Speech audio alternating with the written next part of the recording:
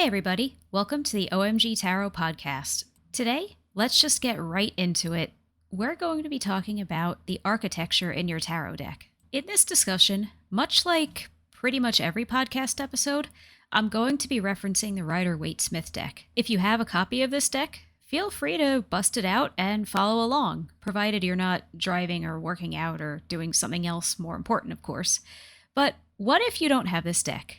I think you can take the principles and the pieces of architecture that we discuss in this episode and still take a look at how they're being used symbolically in the decks that you work with. After all, tarot is thinking in pictures, and a lot of those pictures rely on our sense of collective subconscious or symbols that make sense across cultures. For example, a bridge is going to have very similar symbolism from deck to deck because it has similar symbolism just about everywhere. What is a bridge but something connecting two disparate areas and possibly making passage between them easier and even possible? Or what does a wall symbolize? What does a house symbolize? What does a castle versus a house symbolize? We're going to be looking at all of these and more with specific callouts to cards from the Rider-Waite-Smith deck to show how Pamela Colman Smith used these images to communicate the card's message. And I think if you have a different deck, it could be really fun and interesting to compare the original Rider-Waite-Smith drawings versus the images in your deck. How is architecture used in your deck? And maybe different types of architecture are used. Maybe you have an all-animals deck, and you might see an anthill in place of a castle. Or you might see a bird's nest in, say, the Four of Swords or the Chariot to symbolize home.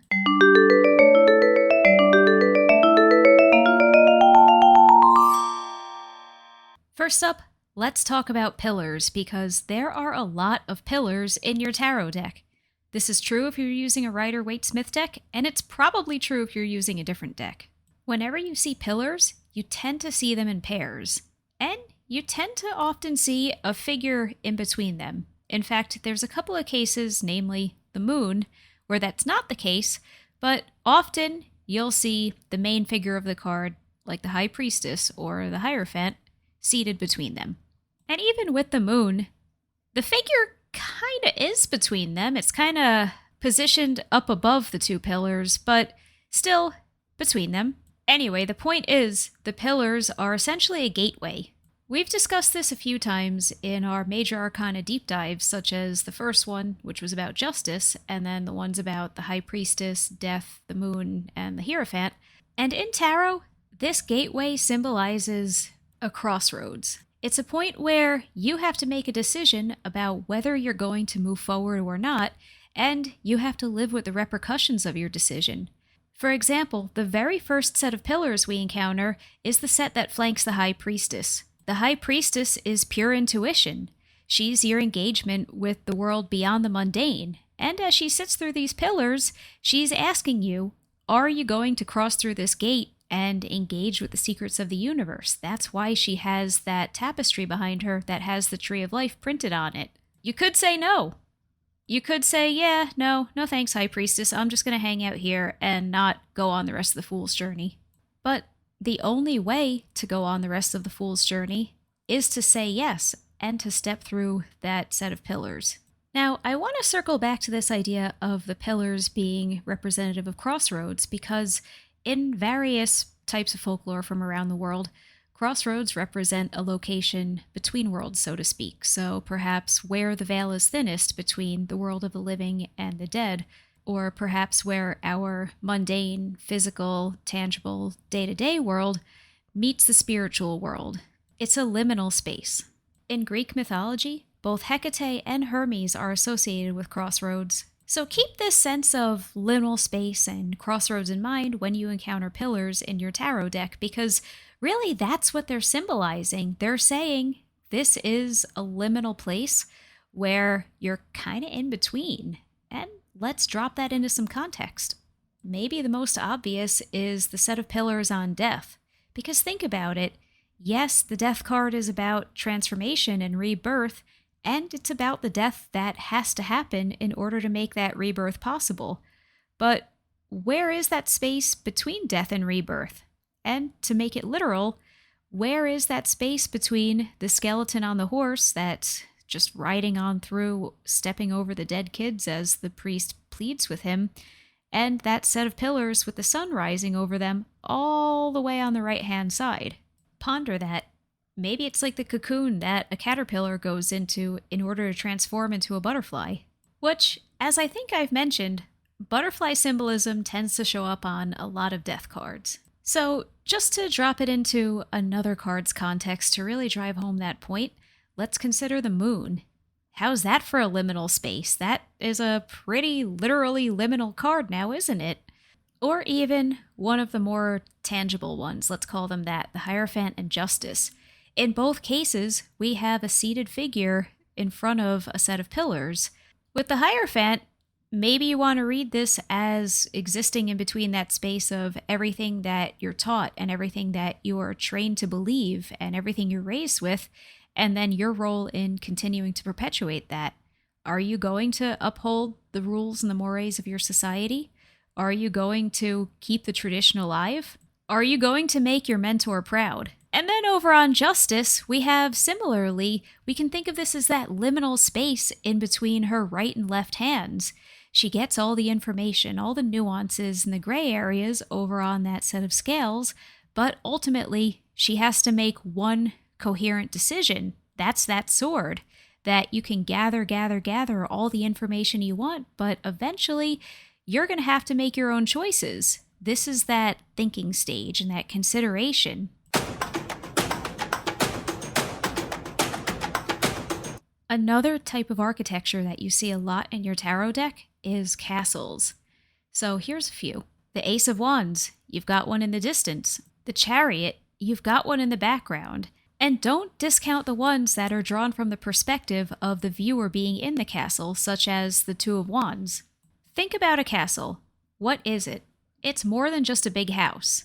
It's a stone house. It's a house that's going to last for centuries, maybe even millennia. Those things are built to last, and they're built out of stone. So no matter what card a castle shows up on, know that there is some sense of earth energy. And I know we talk about that somewhat regularly, this sense of seeing certain elements in suits that they aren't. Like, for example, the water on the Six of Swords. There are emotions at play in this otherwise very logically driven card. You can read castles as being adjacent to earth energy because they're solid, they're grounding, they're protective, they're practical. And now let's take that analysis a little bit further. So we've established that with a castle, you're solid, you're protected. Is that a good thing? Or is it something that you want to move away from because it's stifling? Those are some thick, solid walls. It's not exactly easy to leave the castle, especially if the drawbridge is up. Think about that when you look at the Chariot, because in that card, the figure is positioned as if he's driving away from the castle, and there's a moat in between the castle walls and the driver of the chariot. So what do you think the castle symbolizes in this card versus the Two of Wands, where we see the main character standing solidly on the rock floor and looking out over the edge of the castle walls? And then, what about the ones that have a castle all the way in the background? Think about how close it is, and you can think about how close is the figure to the security and everything else that that castle has to offer. Think about the castle on the Eight of Swords. It's pretty far, isn't it? And it's all the way up on a hill, and it's kind of muddy out. Do you think that the lady who's tied up to the sword feels secure here? I don't. She's pretty dang far away from that castle. But what about the people on the Four of Wands? It's not that far. In fact, it's pretty dang close. It feels attainable to them. The castle isn't the only piece of architecture you see on the Four of Wands. There's also a bridge. Bridges are another common symbol you'll see in your tarot deck. I think the symbolism here is pretty obvious. It's connections. But perhaps the most visible bridge in the Rider-Waite-Smith deck is the one on the Five of Cups, and, well, let's talk about the connections present in this card, because our main figure really doesn't seem to be having a good time now, does he? A lot of times people debate whether or not this figure can even see the bridge. He doesn't look like he's looking at it, right? Maybe that's the point. Because that bridge is crossing over the water toward, oh look, a castle. Which, now that I'm looking at it a bit more closely, it's not the grandest castle in this deck, and maybe it even looks a little disheveled or dilapidated, but nonetheless, it's stability, and look at it being on a hill and surrounded by greenery. There is a lot of earth energy here, even if it's going to require some fixing up. I think that's a worthwhile bit of information to think about as you examine this card. Our guy who's right here, he's looking down, he's sad, he's got, is it blood, is it wine, is it ketchup, I don't know, all over the ground spilling out of 3 of his cups, and then there's also the green stuff spilling out of the one. Is that ecto cooler? Maybe. But then he's got the other 2 that are behind him and still standing up. He's so focused on the cups that have spilled that he's not even able to see, hey, it's actually kind of easy to get yourself over to some stability. You need to cross the bridge, dude. But if anything's in his line of sight, it's just the immediate ground. He maybe feels kind of grounded and rooted in his grief, almost like he's not ready to get rid of it yet because, well, that's all he's looking at. Versus if we switch over to our 4 of Wands, there's a bridge there too. These people are having a good time. And I think it's important to note that this bridge is rather close to the castle, and it can even be easy to miss at first because it's the same color, and it's not super vibrant or a point that your eyes are immediately drawn to. Maybe we can read this as getting together and celebrating, like that couple is the way to cross over to greater stability, that this is one step toward a more grounded, more secure future for them.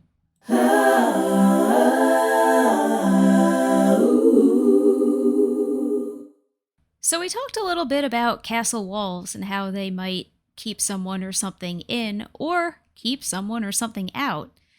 Let's zero in on walls themselves because in this deck we've got fences, we've got walls, we've got shrubbery that basically is a hedge wall. Walls are dividers. They determine, hey, where does my property end and where does your property begin?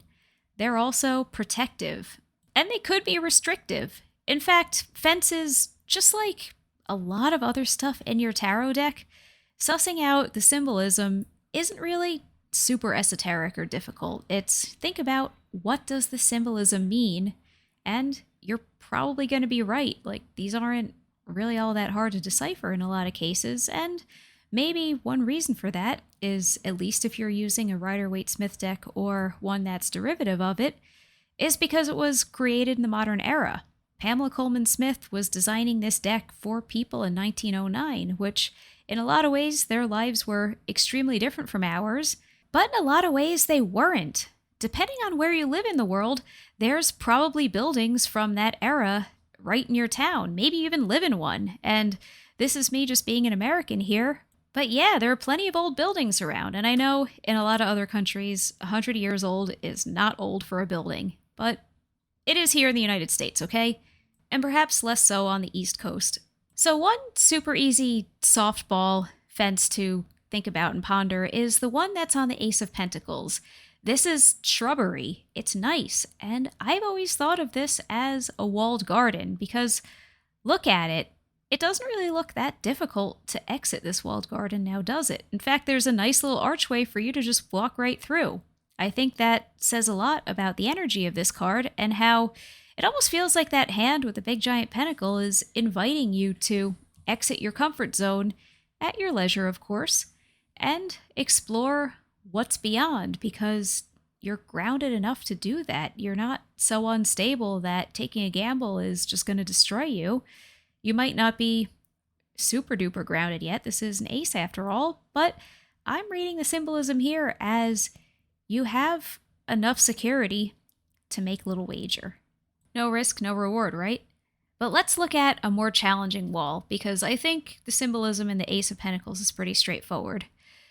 Let's look at the sun. So in the sun card, we have the main figure, which is the naked baby on the horse, which you could even make the argument that the sun itself is the main figure.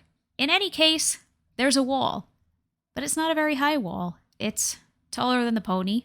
It is not as tall as the baby who's sitting on the pony, and there's sunflowers that are peeking their head above the wall. So, how tall can this fence really be? Sunflowers get to at most 6 feet tall, and so maybe this fence is about as tall as I am.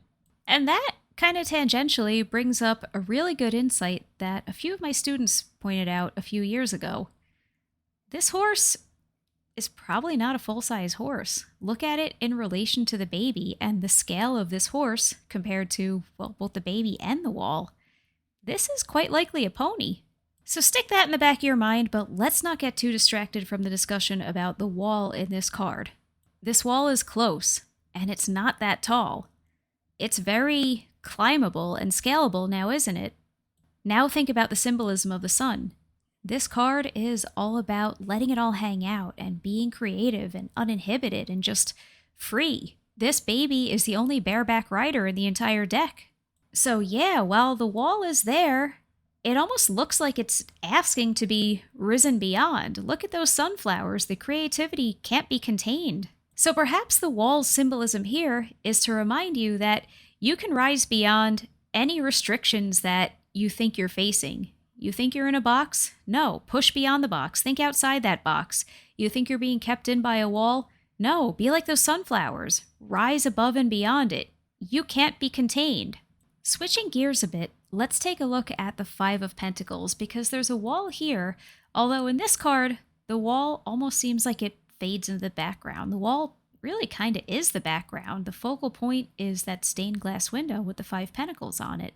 We see light appearing to emanate from this window, implying that the lights are on inside this building, as in where these 2 people who are in the snow and bandaged up are not. That's a rough spot to be in, and think about the symbolism of this card.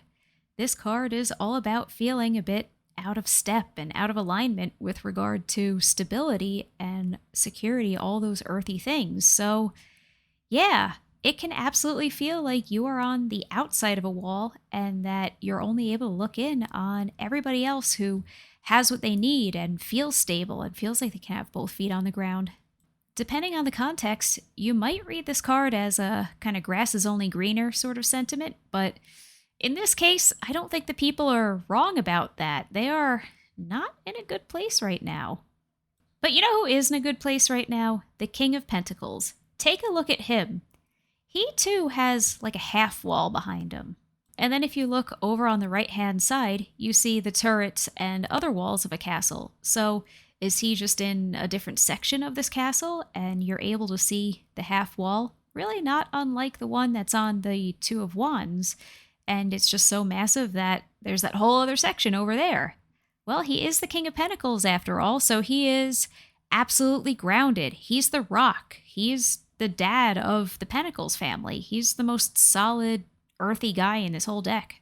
But just like on the sun, I think it's important to notice that the wall that's behind him is only a half wall. He's grounded, he's solid, and he's a stabilizing force. But is he contained? No. I think that this largely speaks to his role as a provider and a supporter, even an investor, that because he's worked so hard and has amassed all this wealth, both tangible and intangible, he's also able to provide it, and he's able to platform others. That's what I think this big open sky behind him symbolizes, the sense that with him, the potential is limitless. This one's going to be kind of short because there's only one instance of it in the deck. Tents. Over on the Seven of Swords, we have our main figure who looks like he's sneaking off with a bunch of swords. And then over on the right-hand side, we've got a couple of tents set up. They're fabulous, they're colorful. They're a little ragtag looking, aren't they? Compare the idea of a tent to a castle, or even just a regular house. I'm thinking about, say, the house on the Six of Cups. It's grand, but is it a castle? I think it's just a nice house. But anyway, what about a tent? Well, a tent it's just material over a frame. It's not secure, it's not solid, but that's by design. The whole point is that way you can disassemble it, pack it up, take it to where you want to go next, and then reassemble it there. What does that mean in the context of this card? Well, the guy looks sneaky, and there are a bunch of other people who aren't even paying attention to what he's doing. It feels like he's pulling off a heist, and if you haven't noticed the other people, look on the left-hand side.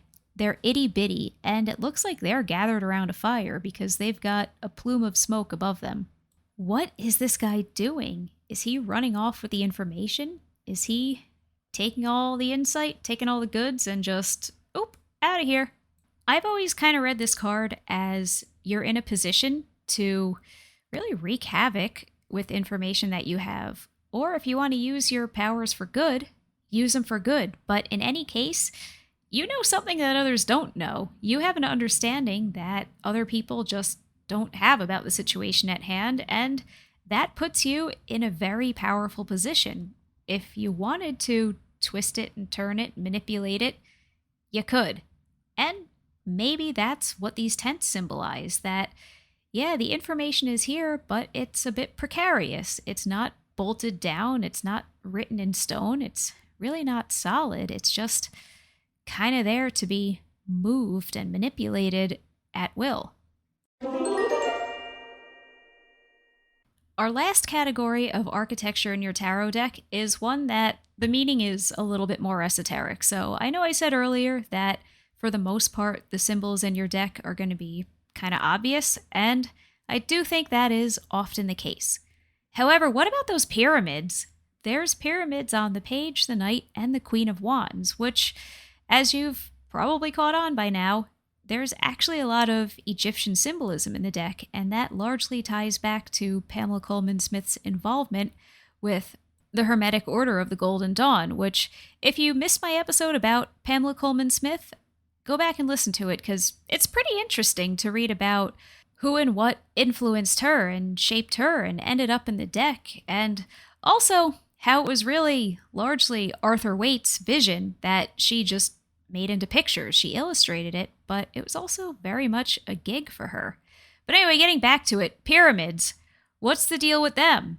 Well, according to sources I consulted, they symbolize the potential for new life and growth, even in desolate desert landscapes. So, why? Well, because pyramids were monuments to leaders who had passed on in ancient Egypt.